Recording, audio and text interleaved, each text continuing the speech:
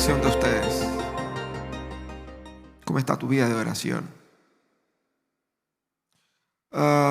Nosotros, yo creo que hablamos poco de oración, pese a que la Biblia hable mucho de oración.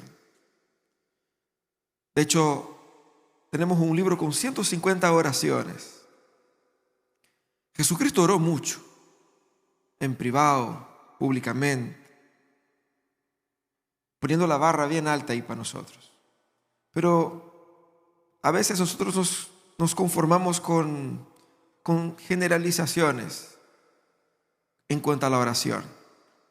Como que, bueno, lo típico, orar es conversar con Dios. Es mucho más que eso. Es mucho más serio, mucho más profundo. No podemos quedar solamente con eso. ¿Qué es oración y cómo está nuestra vida de oración? ¿Cuál debe ser el lugar de la oración en nuestras vidas? Y más, ¿cuál es el tamaño de nuestra fe en el real impacto que tiene la oración? Creo yo que la oración funciona. Vamos a meditar en un texto que está en Santiago, capítulo 5, de los versículos 13 a 18. Y Santiago es bien directo. Mira lo que dice Santiago. Vamos a leer todos juntos ese texto que está aquí proyectado. Vamos a leer en una sola voz del 13 al 18. Dice: ¿está afligido alguno entre ustedes? Que ore. ¿Está alguno de buen ánimo? Que cante alabanzas. ¿Está enfermo alguno de ustedes? Haga llamar a los líderes de la iglesia para que oren por él y lo unjan con aceite en el nombre del Señor. La oración de fe sanará al enfermo y el Señor lo levantará. Y si ha cometido pecados, sus pecados por eso, confiésense unos a otros sus pecados. Oren unos por otros para que sean sanados.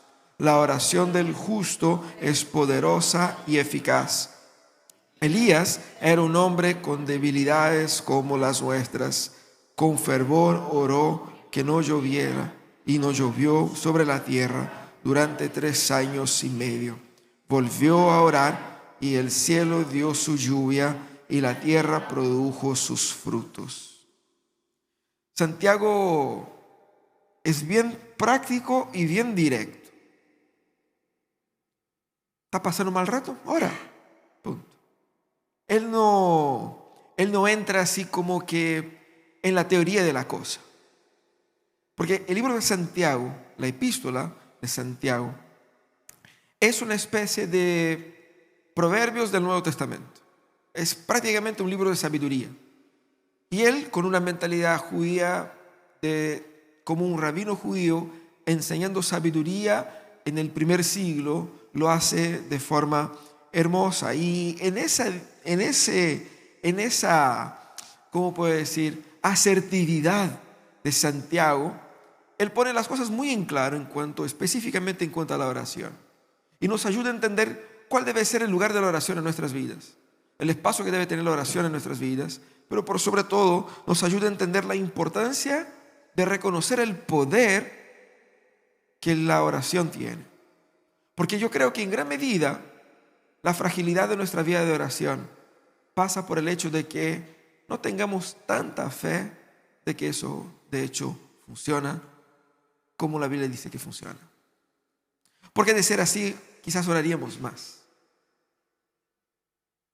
Por lo tanto, pensemos cómo Santiago entonces nos enseña aquí la importancia y el poder de la oración. Y Santiago, como es común en esos textos, en esas epístolas del Nuevo Testamento, es muy directo, pero siempre nos trae ahí temas complejos. Y ustedes han visto en el texto y seguramente se van a preguntar, y eso y el otro, y cómo funciona. Vamos a conversar un poco sobre cómo funciona la oración en la vida diaria y cuál debe ser la razón por la que debamos poner dedicación e importancia a la oración. Primeramente, lo que vemos ahí es lo que Santiago destaca en cuanto a la necesidad de la oración. Tenemos que orar.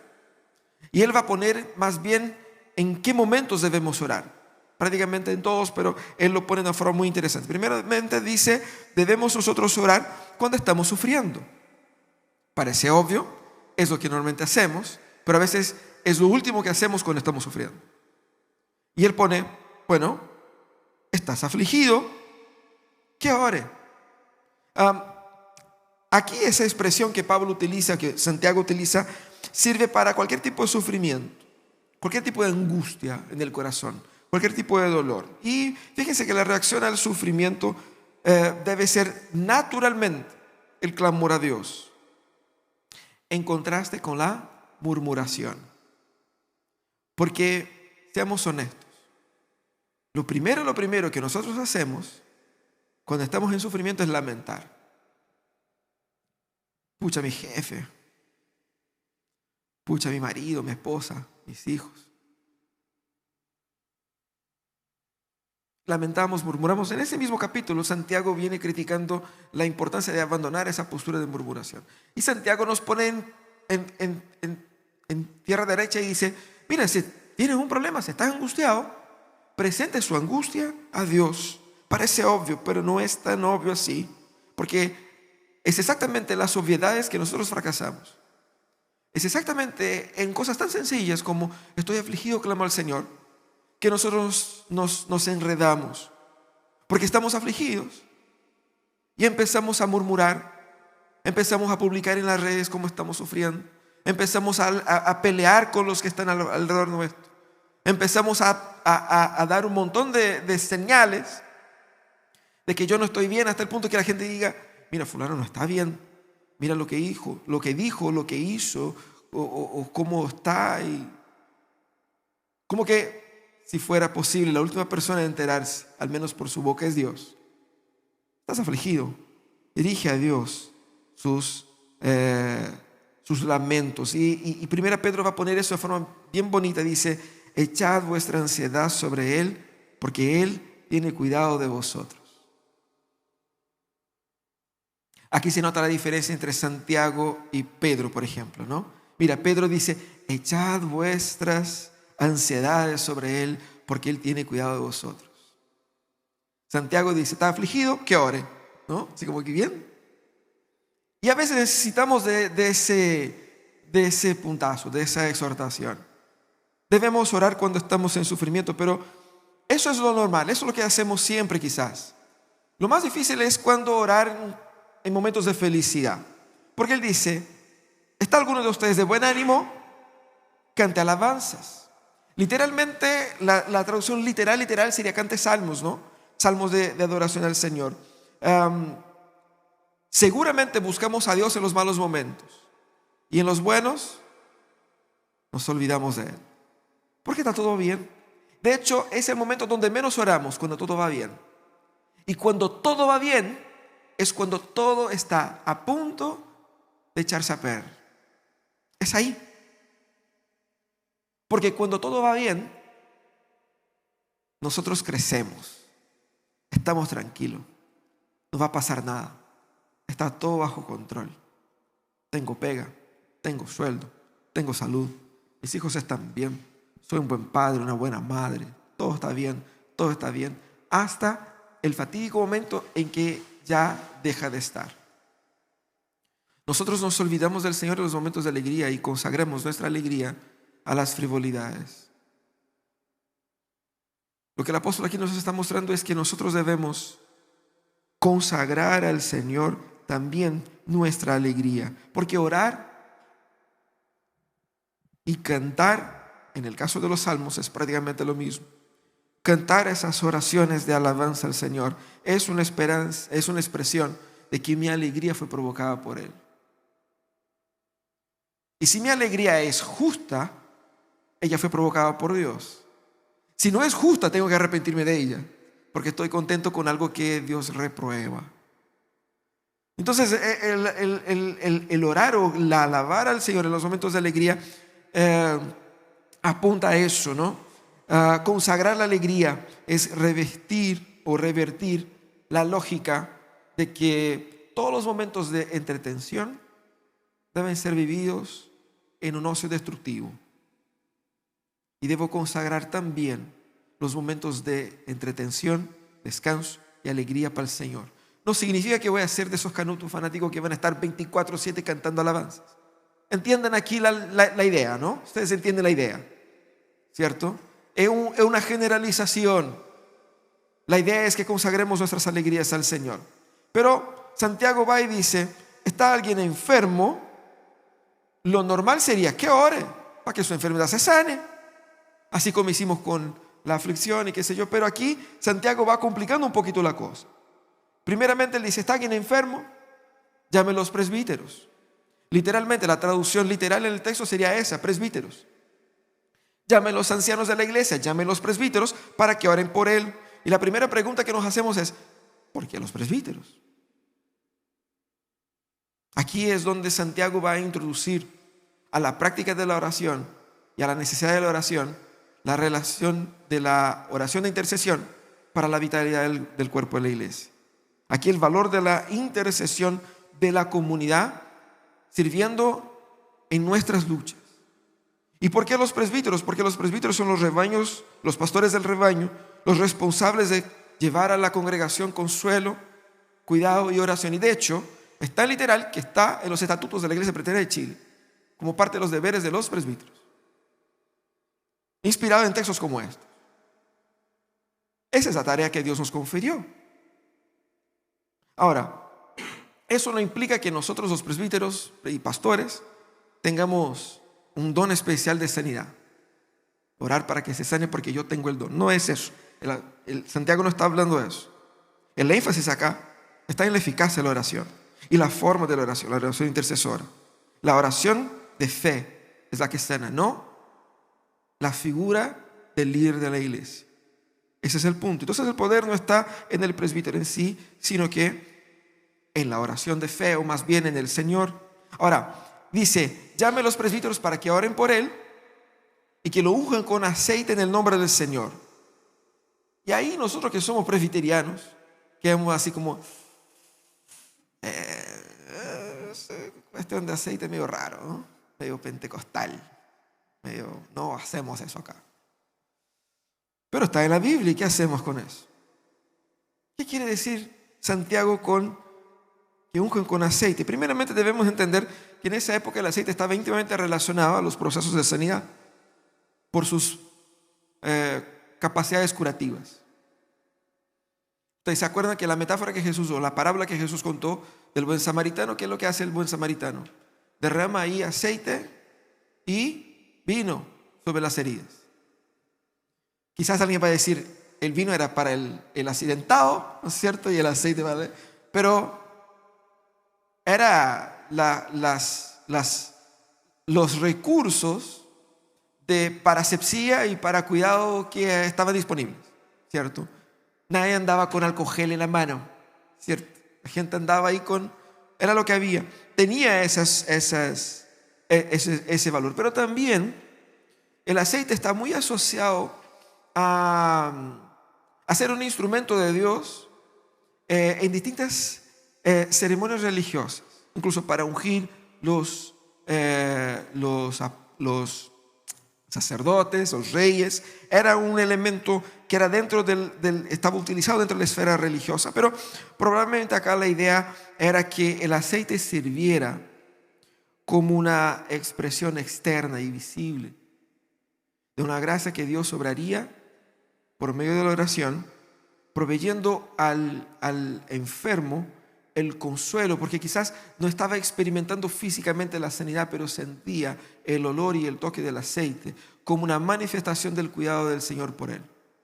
Por lo tanto, tenía también un valor emocional en este proceso. Eso no para nada indica que se elimina todo tipo de remedio y de médico, ¿ya? Pero que sí debemos entender, y eso es muy difícil para la mentalidad contemporánea, porque nosotros hemos separado fe y ciencia. Y en la Biblia no se separa eso. En la Biblia, la ciencia es la manifestación de Dios en la naturaleza. Por lo tanto, Dios está en todo. Y aquí, la figura de la oración por los enfermos, incluyendo elementos externos como el aceite, no elimina la acción curativa que cualquier otra cosa pudiera tener. De hecho, vemos en las Escrituras muchísimas situaciones donde las personas fueron sanadas por otros elementos, por remedios literalmente. Incluso bajo la orientación de Dios. Y un caso emblemático es el caso del rey Ezequías. ¿Conocen al rey Ezequías? Conocen bien, yo sé. El rey Ezequías estaba enfermo de muerte. Se iba a morir. Y el Señor llama al profeta Isaías y le dice: Isaías, te tengo un encargo. Anda al rey Ezequías y dile: vas a morir. Arregla tus cosas, prepara tu testamento, porque te vas a morir.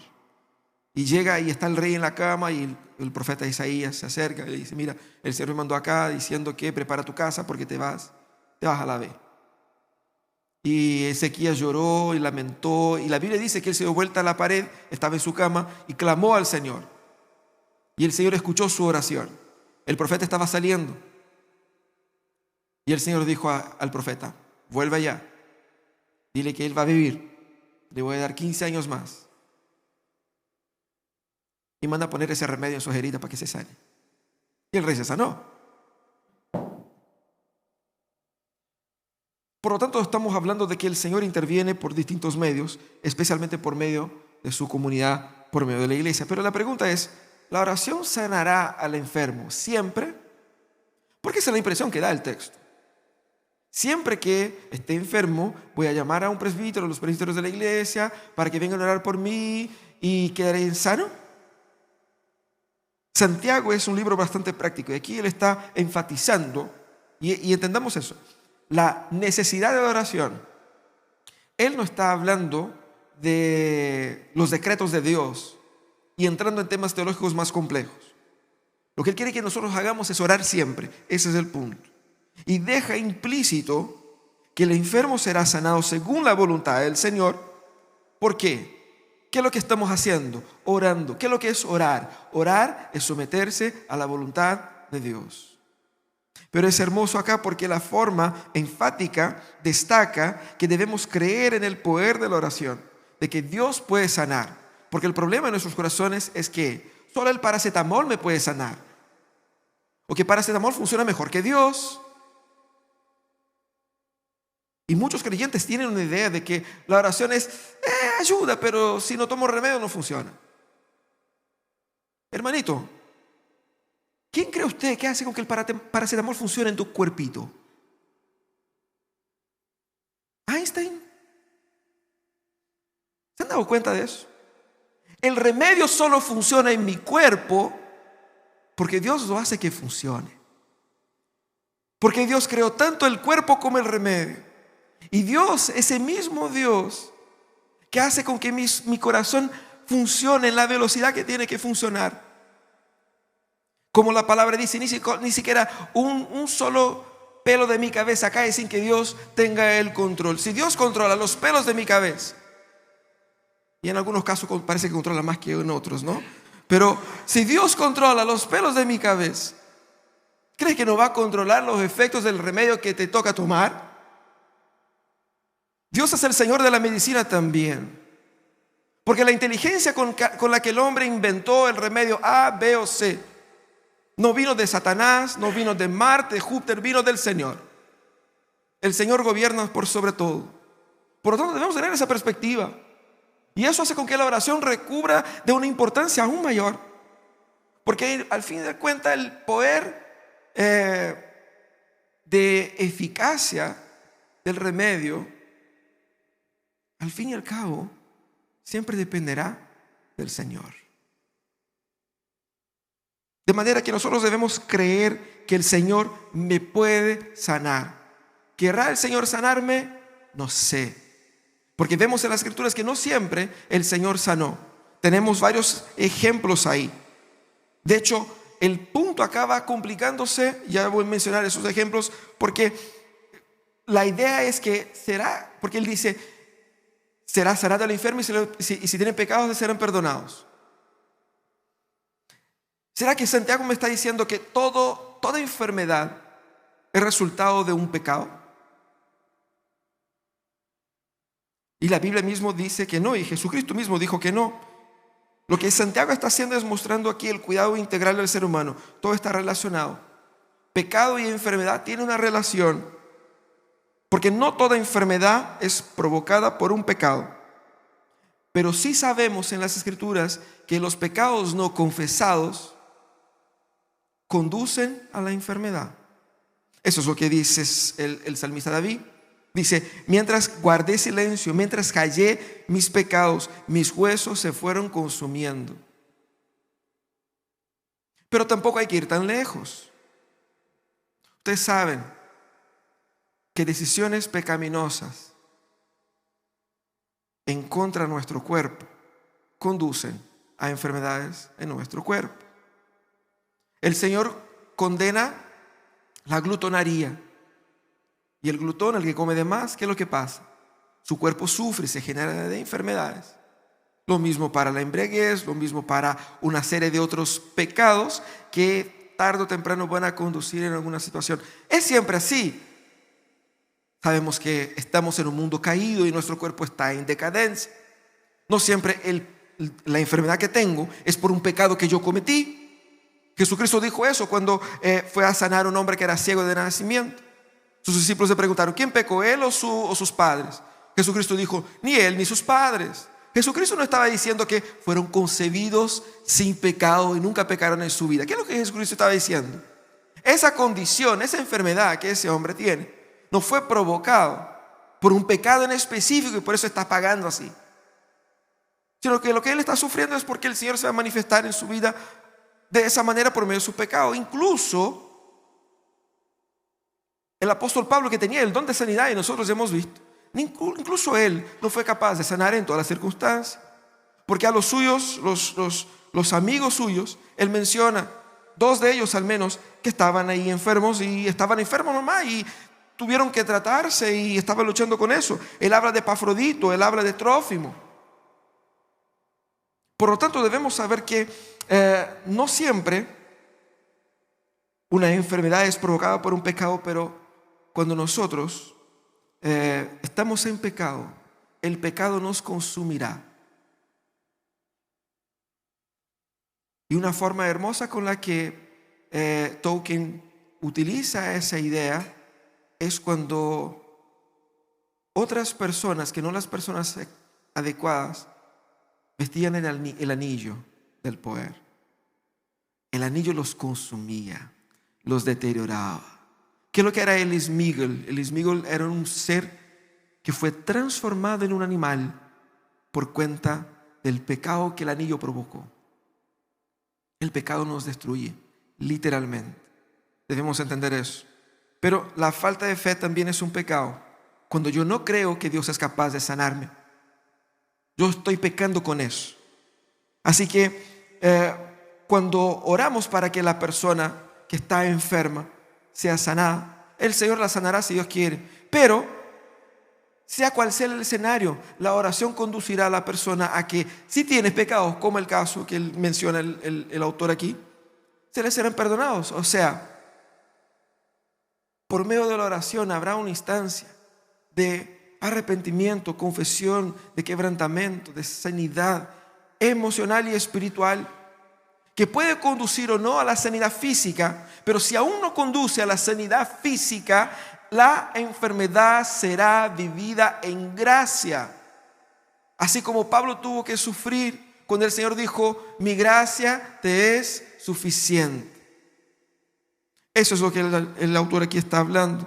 De manera que confesar nuestros pecados, bien como orar unos por otros, ayuda en el proceso de sanidad. Porque aunque la enfermedad no haya sido provocada por un pecado,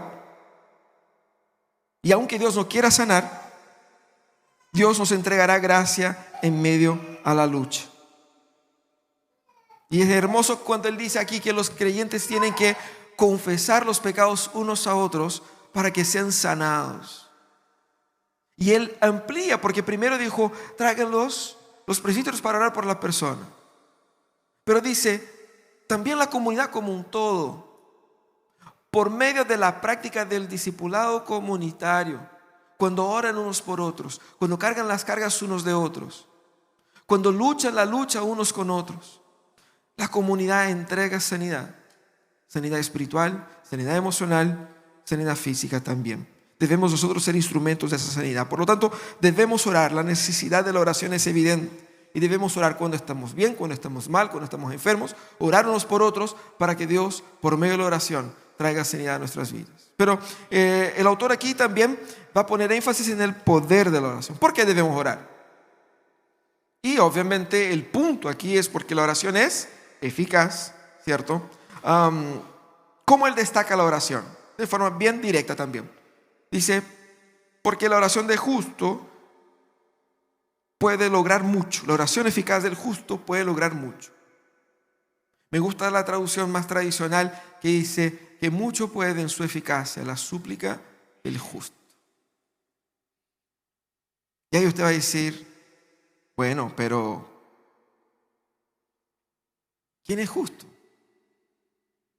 Justo aquí se refiere a todos aquellos creyentes cuyos pecados hayan sido perdonados y que ahora con fe, esos son los justos, los creyentes. Por lo tanto, cuando el creyente ora, creyendo que el Señor es quien dijo ser, capaz de hacer lo que dijo que puede hacer, y cuando yo oro con el corazón abierto, arrepentido, entregado, esa oración es eficaz. Pero lo hermoso del texto es que dice que es eficaz en lo mucho, pero no en todo. Porque nos encantaría una palabrita mágica, ¿cierto? Así como que voy a orar y va a suceder, voy a orar y va a suceder, voy a orar. No, no es así que funciona. Puede mucho, pero no puede todo. De manera que nosotros entendemos que la eficacia de la oración está en la capacidad de aquel que nos escucha de atenderla. Y lo más hermoso de todo eso es que es eficaz y es accesible a todos. En ciertos contextos religiosos la gente tiene que ir a donde está el hombre santo para que él ore por esa persona, y si él orar, esa persona será sanada. Así como que hay una limitación en la manifestación de la gracia de Dios. Lo que dice el texto es que no es así, es accesible a todos. La eficacia de la oración no es un privilegio exclusivo de aquellos que son santos, inalcanzables, intocables, que están allá arriba cerca de Dios. Por lo tanto, todos nosotros podemos disfrutar de ese poder. La pregunta es, ¿por qué no lo hacemos? Está disponible, es gratuito. ¿Sabe por qué no hacemos? ¿Por qué no creemos que sea eficaz? No creemos que funcione. Porque de creer que funcionara, oraríamos todo el rato. Oraríamos por cualquier cosa. Oraríamos mucho más. También porque nosotros creemos que con nuestras capacidades podemos hacer. O sea, yo oro a Dios por cosas difíciles, cosas que yo no puedo hacer. Lo que yo puedo hacer, está todo bajo control, yo puedo hacer. Aquí, Señor, tranquilito allá, quédate ahí en el cielo, yo aquí me la arreglo. Como si yo pudiera hacer algo. Es una ilusión. Es accesible a todos, porque debe ser una práctica de todos. Dios nos puso accesible a todos para que sea desperdiciado. Y más debemos entender oración no como un deber, que muchas veces lo ponemos así. Ponemos nuestra vida de devocional como un deber, como una obligación, como una exigencia. Hermanos, es un privilegio. Porque yo solo puedo cerrar mis ojos y clamar a Dios y que Él me escuche, porque en la cruz Cristo dio su sangre. Porque la comunicación se da por medio de un intermediador, y el intermediador tuvo que morir y resucitar en el proceso para que yo pueda hablar con el Señor. Dios no me escucha porque yo soy lindo, maravilloso. Dios me escucha porque Jesucristo dice, escúchala. Porque el Espíritu Santo intercede por nosotros. Mire el favor que Dios nos concede en medio de la oración. Por lo tanto, es necesario fe para que esa oración sea eficaz. Y Santiago pone eso, diciendo, en el capítulo 1 dice, el que pida, pida con fe, sin dudar, porque el que pide dudando no va a recibir nada del Señor. Él lo pone así como tajantemente. No cree usted que va a recibir nada del Señor si usted tiene dudas mientras pida al Señor. Pida y pida con fe. Aquí él estaba hablando de la sabiduría, pero se aplica a todo. Pero ahí él va a terminar con un ejemplo.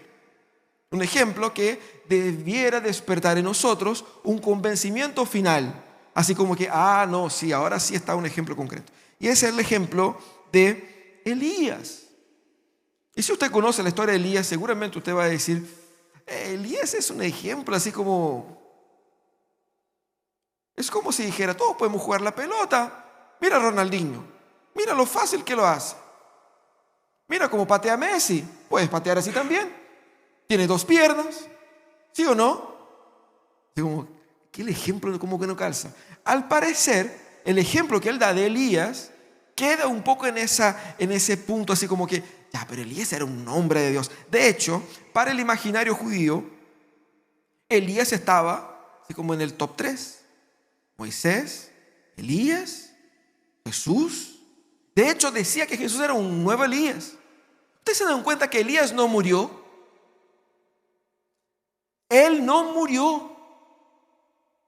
Elías estaba tan revestido del poder de Dios que Dios dijo, a este me lo voy a llevar así enterito nomás. Y se lo llevó en un carruaje de fuego y era poderosísimo. Pero ¿qué dice Santiago? Santiago dice, Elías era un ser humano como nosotros. Y si usted lee la Biblia con atención, se va a dar cuenta que tenía razón. Un ser humano con temores, con tristezas, con depresión, con angustia, con alegría. El problema es que él estaba en un momento muy complicado. El Señor había llamado a Elías para predicar al pueblo de Israel, la tribu del norte, las 10 tribus del norte.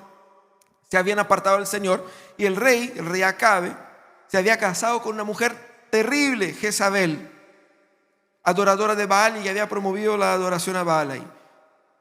¿Qué es lo que estaba haciendo el rey? Persiguiendo y matando a todos los adoradores de Jehová. Por lo tanto, Elías estaba en el exilio. Pero ¿cómo voy a predicar como profeta de Dios estando en el exilio? Él tenía que arreglárselas ahí. Era muy peligroso ser profeta en aquel tiempo. Bueno, la cosa es que Elías oró al Señor. Cuando leemos el texto parece que Elías fue muy cruel. ¿Quién va a orar para que no llueva por 3 años? Sobre todo una cultura agraria que depende del agua para... El problema estaba en que el pueblo de Israel se había apartado del Señor y estaba adorando a otros dioses mientras gozaba de prosperidad económica. ¿Qué es lo que hace Elías al clamar al Señor? Recuerda al Señor las promesas de Deuteronomio. Si ustedes me abandonan y empiezan a adorar a otros dioses, enviaré sequía a la tierra para castigarles, para que ustedes se arrepientan y vuelvan a mí. Pero Elías veía y dijo, Señor, parece que te olvidaste de Deuteronomio. Mira, la gente está pasándola bien y adorando a otros dioses. Así es más difícil la labor del profeta. Es más fácil ser profeta cuando la gente está sufriendo. Así es difícil. Él ora al Señor para que el Señor intervenga. Su oración no es simplemente para como alguien podría pensar cuando oró y cayó fuego del cielo, así como que para lucirse nomás.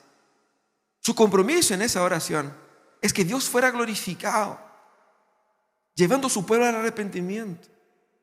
Pero mira, y es sintomático que Santiago ponga eso, porque Santiago mismo va a decir que Dios no cambia. Y aquí como que un hombre oró e intervino para que Dios cambiara el rumbo de la historia. Lo que Santiago muestra aquí es un Elías humano, humanizado, un hombre con debilidades como la nuestra. Y el destaque está en la grandiosidad de lo que logró Elías con sus oraciones. Si Elías, que era un hombre como nosotros, logró ese tamaño de cosas, también nosotros podemos orar como él. Porque aquí en la historia grande no es Elías, sino que el Dios de Elías. Tú no eres Elías, pero el Dios de Elías es el mismo tuyo. Ese es el punto. Y la motivación de Elías debe ser nuestra motivación, porque Elías clama para que el Señor sea glorificado. Y eso es muy importante porque el apóstol aquí, el autor, va a decir, incluso al inicio del libro, que Nosotros pedimos a Dios y no recibimos porque pedimos mal, para gastar en nuestros placeres, en nuestros deseos. Y esa es una razón por la que Dios no responde todas nuestras oraciones. Gracias a Dios, Dios no ha respondido todas nuestras oraciones. Porque nosotros pedimos tanta tontera, tantas imbecilidades que pedimos al Señor. ¿Se acuerdan las oraciones que hacías cuando tenía 15 años?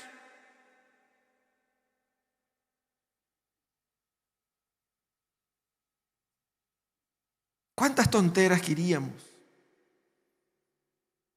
¿Cuántas veces, Señor, ayúdame a pasar en ese examen para entrar en esa carrera? Es mi sueño esa carrera, hoy día la odias. Gracias, Señor, porque no escuchaste mi oración y me guiaste para donde tengo que ir. Debemos recordar, hermanos, que las puertas que se abren son iguales a las que se cierran, con abiertas o cerradas por Dios. Por lo tanto, cuando oramos al Señor, no es que vamos a controlar a Dios y dictar a Dios lo que Él me tiene que dar, sino que orar es poner nuestro corazón delante del Señor para que el Señor intervenga en mí. Pero lo que quiere el Señor de mí es que yo clame a Él. Y Él dijo en su palabra: clame a mí y yo te oiré. ¿Qué privilegio tenemos? Y eso es lo que el autor dice: debemos orar como Elías oró. Ahora, ¿cómo está tu vida de oración? ¿Cómo está tu vida de oración? ¿Qué dice ella sobre Dios? Tu vida de oración demuestra dependencia de Dios, confianza en Dios, fe en Dios. Es muy famosa el ejemplo de una iglesia que estaba por mucho tiempo orando por lluvia porque estaban viviendo una sequía tremenda. Y la iglesia estaba clamando al Señor y programaron reuniones de oración específicas para orar por la lluvia. Y mientras salía de la casa, una familia salía y el hijo chico estaba saliendo junto con ellos y va y se lleva un paraguas. Y la gente dice: ¿para qué está llevando el paraguas? Pero no estamos pidiendo lluvia al Señor. Mira cómo somos incrédulos. Debemos confiar que el que nos escucha es poderoso. Debemos saber que el que nos escucha sabe más que nosotros para dar lo que realmente importa. Y si no recibimos del Señor lo que queremos, seguramente recibiremos lo que necesitamos y Él nos cuidará. ¿Cómo está su vida de oración por otros? Su vida de intercesión. Nosotros nos reunimos los miércoles y jueves para orar, los hombres, las mujeres, unos por otros. Qué importante es eso. A veces uno no va porque no sé, tengo mucha cosa y se me enredé y como que me da lata conectarme y todo eso. Como que si fuera solamente para que yo pudiera recibir. Pero voy no solamente para recibir, voy para dar. Voy para orar por alguien que no soy yo. Para empatizar con alguien que es mi hermano. Tengo que estar ahí para él. Tengo que cuidarle. Pero por fin, ¿cómo la vida de oración tuya te ha ayudado a vencer el pecado? Porque mientras menos oramos, más fácilmente caemos en pecado. El pecado nos impedirá de orar y la oración nos dará victoria contra el pecado. Debemos orar más. Si la batalla está difícil, ore más. Si has vencido la batalla, cante más. Si estás enfermo, clame al Señor. Busca a los líderes de la iglesia. Busca a los hermanos para que oremos por ti, para que luchemos juntos. Pero por sobre todo entienda que el Señor obrará por medio de la oración de su pueblo, porque Él nos escucha, Él nos ama. Vamos a orar. Señor amado.